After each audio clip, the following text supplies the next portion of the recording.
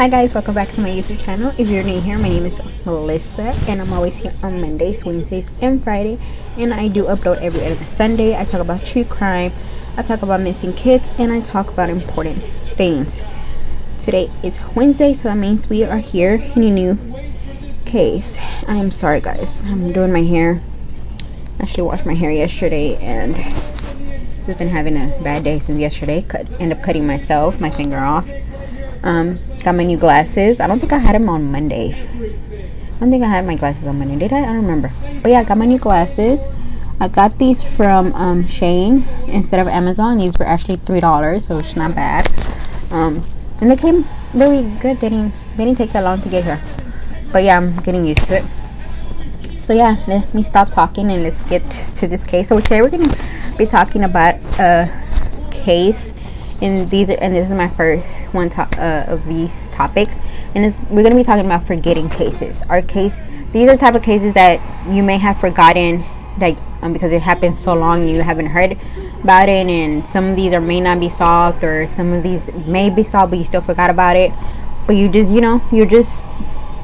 just because a case is solved or not solved, especially if they're solved, even if they're not unsolved, but even if they're solved, you should not forget about the case and how it affected the family and stuff. So yeah, so I like to start my video with the poem of the day. So let's go ahead and get started with that first, and then we'll go ahead and start, and we'll talk about the first forgotten case.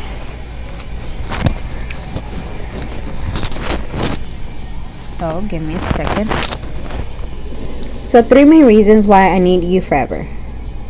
You make me feel like myself more than anyone ever has. You give me a reason to wake up and encourage me every day. And you're my person, my home, and my true love. So that is the poem of today. So today we're going to be talking about Donna. This case happened in 1985. So that was a long time ago. That was before I was born. I was born in 1988. So yes, let's go ahead.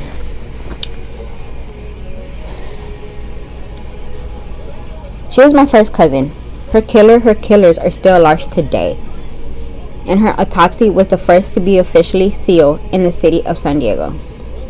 A young woman's body was discovered off Sunrise Highway, 30 miles east of San Diego County in San Emilios Laguna, California, set in the forest surrounded by Jeffrey Pine, which sits 600 feet above sea level. The highest point of this second drive extends from Interstate 8 to Highway 79. It was Sunday, June 23rd of 1985, and a sunny summer day in America's best climb state. The medical examiner would later report that she had died a day earlier. She was found naked and her body had been beaten, strangled. Gravel was stuffed down her throat. The 20-year-old woman was Donna Gentile, and she was discovered just 5 weeks after she pleaded to San Diego police officers in prostitution scandal. She was my first cousin. Her killers are still at large today, and her autopsy was the first to be officially sealed in city of San Diego. The San Diego County medical examiner determined that Donna, a prostitute, was alive when her killer pushed her grate down her throat. This is a common method of making a murder victim as a snitch. Furthermore, the area where the sheriff's department found the body appeared to be carefully brushed clean of any tire marks, footprints, or any other clues. The area was a carefully calculated and orchestrated placing of the girl's body rather than random murder and dumping. My cousin's autopsy will remain sealed, even though it's been more than 30 years since the police informed high-profile murder. She was testified against to a police officer and a lieutenant, and one of whom lost his job as a result.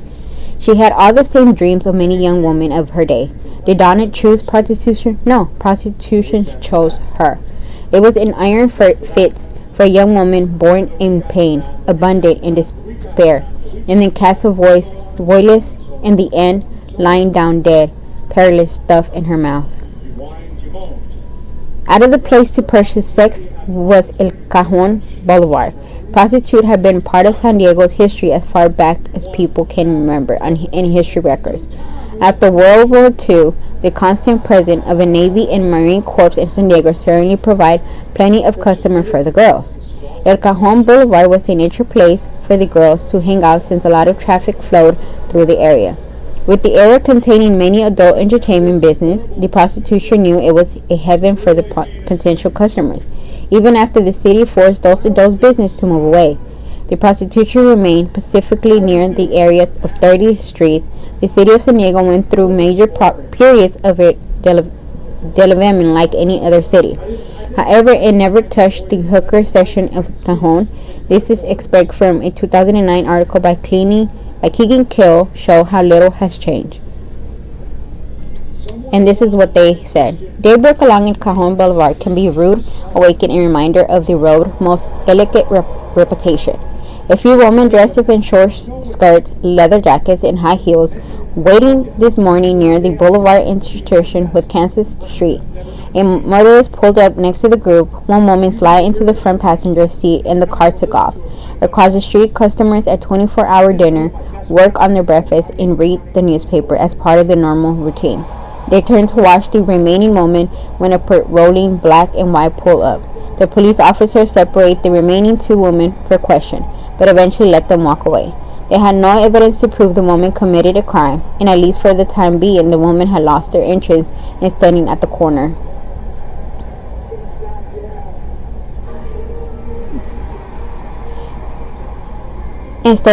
They'll be somewhere else tomorrow. The corner of Kansas Street and El Cajon Boulevard is 1 block south of a YMCA youth activity center, less than 1 mile away from several schools and not too far from popular neighborhoods.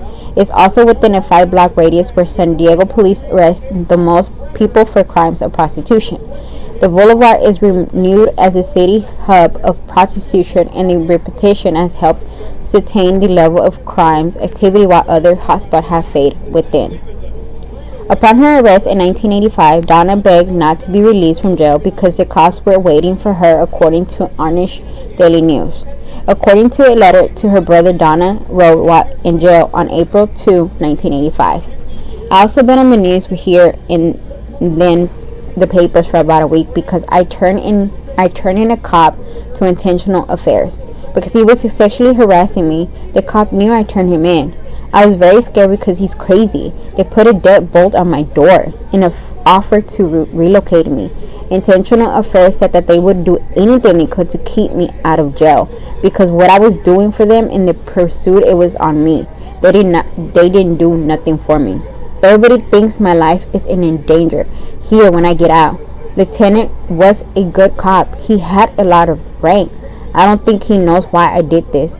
He's probably very angry. Everyone tells me to leave town right away. I would come back, but my horse means so much to me. I just can't give her up. I would have to figure a way to bring her. Law enforcement officers knew her. Some tried to help her, but still she ended up barely murdered. And it was because she was cooperated with the investigation of police corporation.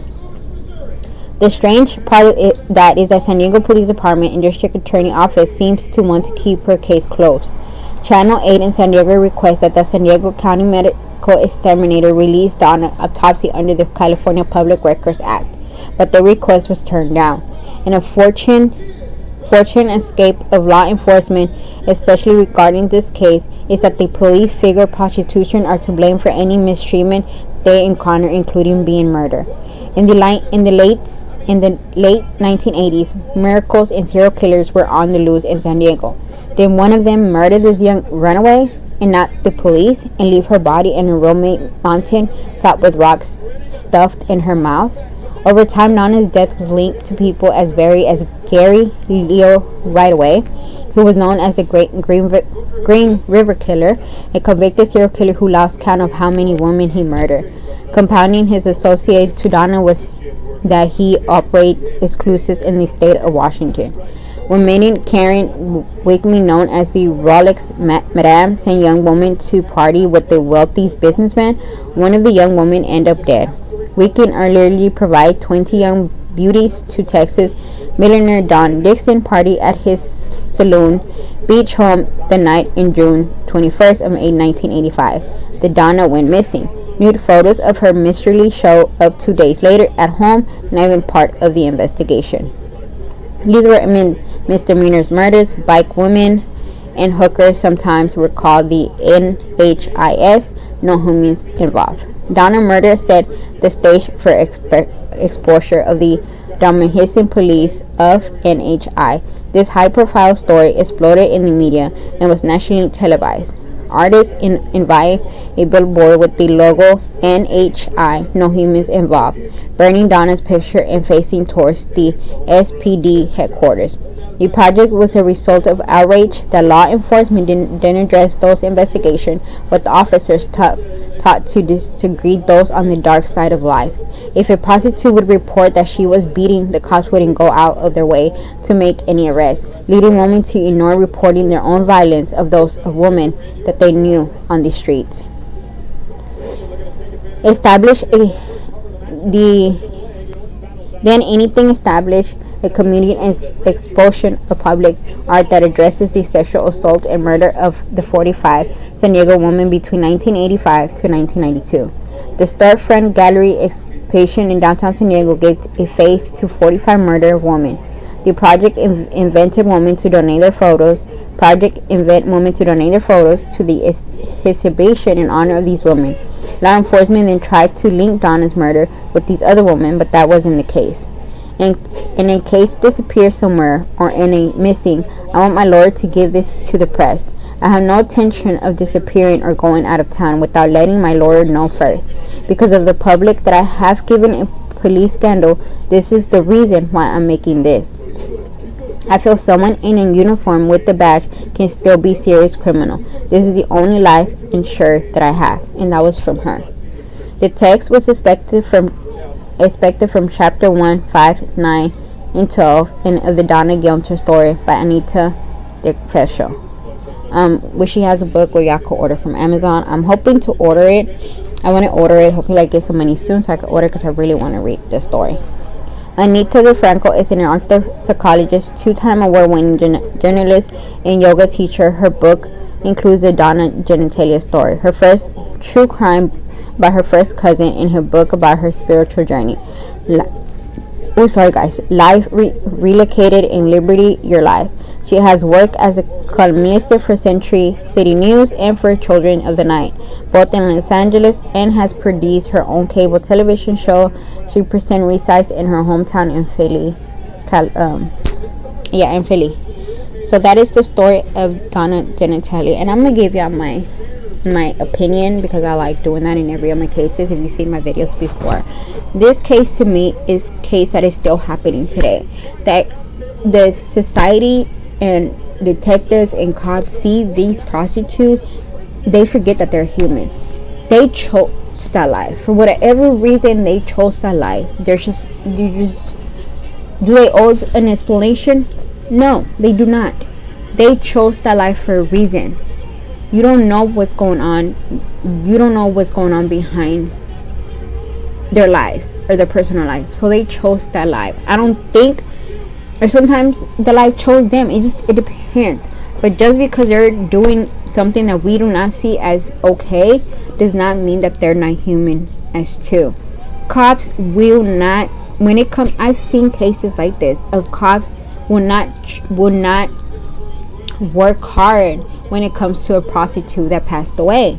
They won't, because they're like, in their head they're like, oh well, they're women and they chose that life, so that's not our problem.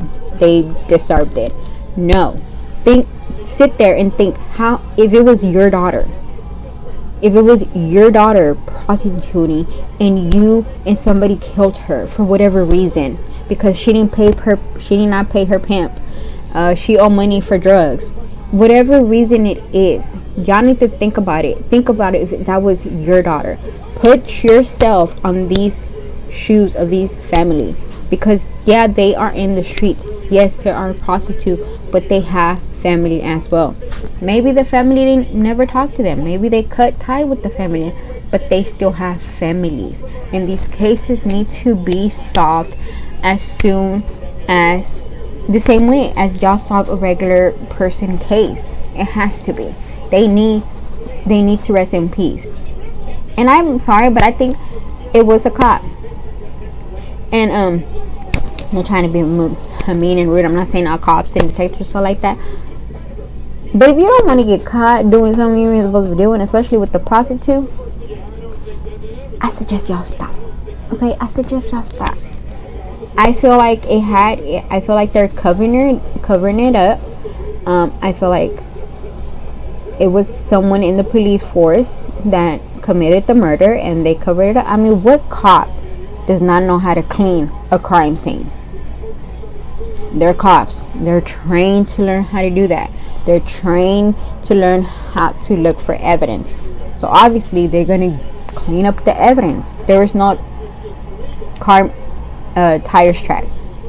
It wasn't like she was thrown. It was like her body was placed there. And I'm sorry, but I think it was a cop, and I really think that sooner or later the family gets answers. I hope they do. This case really, when I was searching this case kind of broke my heart, because it's not fair. She was human. Y'all need to stop thinking about these prostitute as more than that. They are human too. They deserve justice.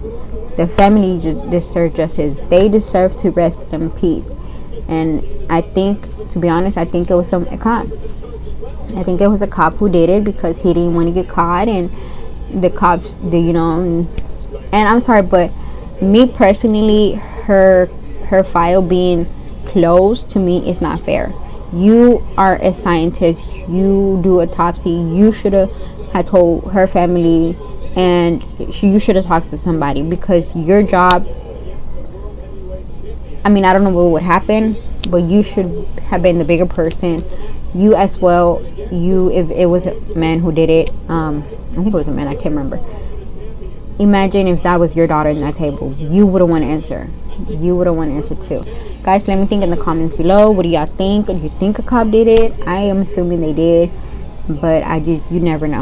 I will see y'all next on Friday with the new missing case.